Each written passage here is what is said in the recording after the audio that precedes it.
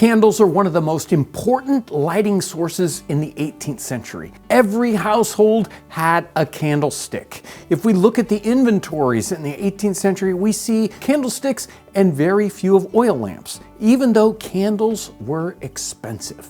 The candle maker is probably one of the lower level jobs. He's working in a very, let's say, pungent atmosphere because the vast majority of candles that are being used are the inexpensive tallow candles, and he's rendering out tallow all the time. So he's working with a lot of stinky animal fats and parts of the animal that are not good for food.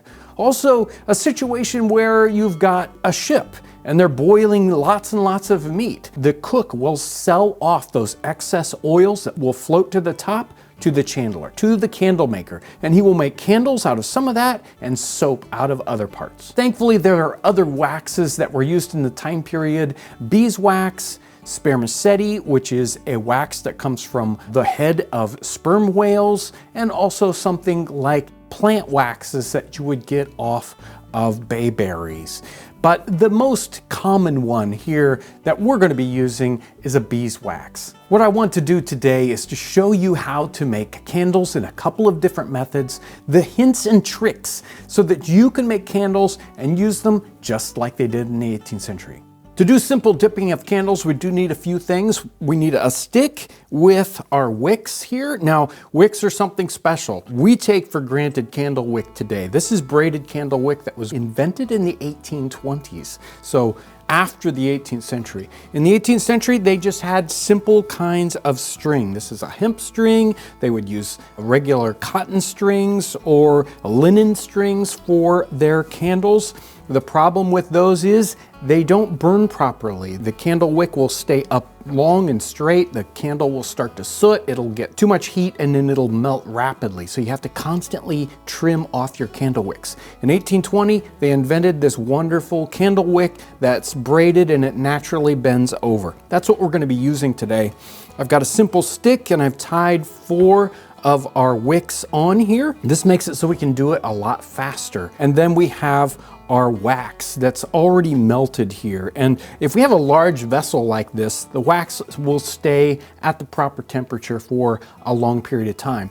And we want this wax to be at a temperature that is very close to its melting point. If we heat the wax up too much, then it'll basically melt the wax back off of the candle as we dip it. So it'll take a long time to make our candle. If it's very close to its a melting point, then it'll build up rather rapidly. So wax like this beeswax melts at about 145 degrees, I think. And so we want that temperature to be fairly low. So if you do have this on the heat, you do want it to be rather low. We're gonna dip our wicks in here. This is gonna be difficult to have them work in this first dipping because of course they're dry and it'll take a little bit of effort to get them down in that wax. Once our wax is on these wicks, we're gonna let them kind of cool off and dry nice and straight because we don't want to have crooked candles.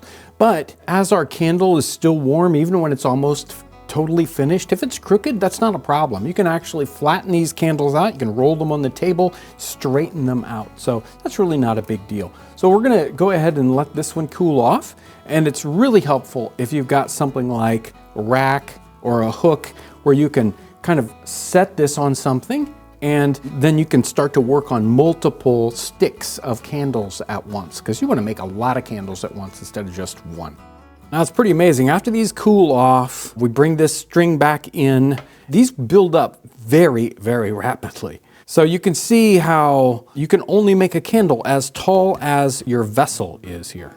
So we can only make about an 8-inch candle with the amount of wax that's in this particular pot. But after we dip it maybe 4 or 5 times here, maybe half a dozen, depending on the temperature of our wax, we have to stop and let them cool off, and we'll bring in one that's been cooling. Now we do have a little bit of a problem going on here. As this temperature is so cold, these little drips form on the bottom of our candle. They keep getting longer and they hit at the bottom of our vessel here. So what we want to do is actually set these down when they're cool enough. These are still very soft, but trim them off so they're all exactly the same. So what's happening is there's wax but no wick on the inside. So this wouldn't be any good at the very bottom of this candle anyway. So we're going to trim off the bottom so that we can get these to be as long as possible. So our candles look like they're almost done. I just have a few more dips and these are getting ready. So you can see how they're naturally tapered. Now what happens is the liquid kind of goes onto the candles, so the amount is going down here as we dip them. So you do have to add wax to your wax vessel here as you dip them if you want to keep them nice and long. You do have to be careful with your candles. They're very delicate. Even though this one's been cooling off for a few minutes so that I can handle it, they're still super soft. So you just have to straighten them out. They will get the occasional little bump on them. You could, while they're still soft, smooth them out if you want to. And again, these are getting really, really close. Candles in the 18th century were all kinds of different sizes with even different sizes of wicks. So you'll find tables in the documents from the 18th century where they talk about the different size candles and how long they will last. So a typical candle in the 18th century, depending on the kind of wick size and the kind of wax they were using, it would last from 3 to say 9 hours on a typical candle size like this. But we like to use candles that are all about the same size. All our candle holders are the same, so I make all my candles so they fit right in there. The next technique we're going to use here are molding candles with a candle mold. And they had all kinds of different candle molds in the 18th century. They had tin molds like this one. They had pewter and brass that were made in different ways. This is the kind we're used to seeing, and it was probably the least expensive. They are rather delicate though. These are made out of tin-plated steel. These tubes can get dented, and if they're dented, it makes it a lot harder to take the candles out. There's some tricks to make these candle molds work well. So we need our candle molds. Then we also need, of course, plenty of wick. And then we need a couple other special little tools. I've got some little stiff wires here that we're gonna use across the top to hold the wicks in place. You can also use little wooden sticks, but I like to use these little wires because they don't take up as much space. You have to pour around these. If it's a thin wire like this, it's much easier to pour around it without it just going every place.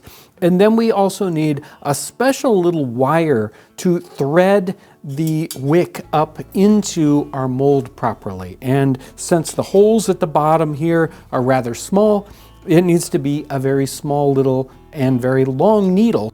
We also need to have something to block the wax from just going out of the bottom of the mold here. Where the wick comes at the top of the candle, which is the bottom of the mold, modeling clay works well here because usually it's an oil-based clay and it won't get water on your wick. You can use regular clay also. If you use regular clay, you might get a little bit of moisture in your wick, and that will cause the candle to pop. The first thing we're gonna do on this mold is to cut our lengths of wick. We need it to be enough to cover 2 of these tubes and have enough left over to tie at the top. Now I'm gonna tie these wicks to this wire that'll go across the top, and once this is nice and tight, I can set the mold upright. I don't want those wicks to fall down into the mold. At this point, we can put the modeling clay on the bottom of the mold to make sure that the wax doesn't run out the bottom, and then we're ready to pour. I've gone ahead and slid these wires off to the side so I can pour down the center, but you got to make sure that as this dries, that the wick is in the very center of the candle. Our wax is prepared over here, and we don't have to worry about it being as cold as for dipping. It can be a little bit higher temperature. If it's too high, the candles are going to shrink too much because the hotter the wax is, the more it expands. So as it cools down, the candles are going to shrink a little bit, which is a good thing. That makes it so that we can get the candles out of the mold.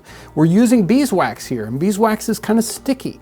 And it will still release from this mold, but it'll be a little trickier than if you use something simple like paraffin, which is what most of our candles are made of today. This beeswax will make a much nicer candle, but it's a little bit trickier to pour. You can spray a little bit of something like Pam into the mold to make sure that it releases properly while it's still empty, especially when it's brand new. You want to have a slight coating of oil on there so that the wax will release from the mold. Generally, it's not too big of a problem after you get started. I was very careful as I poured this to not get wax all over the top. No matter what you do, some wax is going to get there. But if you get wax in the entire top tray here, you have to sort of cut the candles out. That's no good. Also, there's going to be some shrinkage down through the center of the candle as this wax cools. You can sort of top it up, put a little bit of wax in those cavities as they form, but generally I just kind of stay away from that. If the wax isn't too hot, it won't shrink so much in the center and you won't have basically a hollow candle. You want to let this cool off plenty. They really have to be quite cool. I've seen some people, put these outside in the cold weather or even in the freezer to cool these off enough so the wax can shrink and you can get the candles out. So our candle mold is now cool to the touch, and it's ready to start to figure out if we can get these candles out of here. I have gone ahead and taken the molding clay off of the bottom and snipped them right in the center so we have enough wick on our candle. If we've let this cool properly, a gap has formed between the candle and the edge of the mold. And what we need to do is to actually push the candles down and hopefully pop them loose from the sides of the mold. On a dark winter's night, these candles would make all the difference. And they have this amazing beeswax smell to them. I don't know if a tallow candle would smell very good at all. So I really suggest beeswax over something like a tallow candle, or even the neutral kind of smell that you get out of just a plain paraffin candle. Now, these beeswax candles are very beeswax colored. But in the 18th century, that wasn't the fashion. You wanted a nice white candle, and so they would bleach these candles in the sunlight. They'd make them and then they'd lay them out for a long period of time out in the sun to bleach them kind of white. The age of the candle really makes a difference. So a nice fresh candle is going to burn fairly fast. So aging the candle while bleaching it is a good thing. Some of these candle wicks are just the regular straight string like you would see in the 18th century, and they definitely don't burn the same kind of way. And in the 18th century, we would have a pair of scissors or a pair of snuffers that we would come along and trim those wicks constantly. Every 10 or 15 minutes, we'd have to come in and trim the wicks. You can imagine how difficult that might be in your chandelier high up. Making candles is a great family project. I recommend it to anyone. Anytime you get a chance to make something like this for yourself, it gives you so much more enjoyment.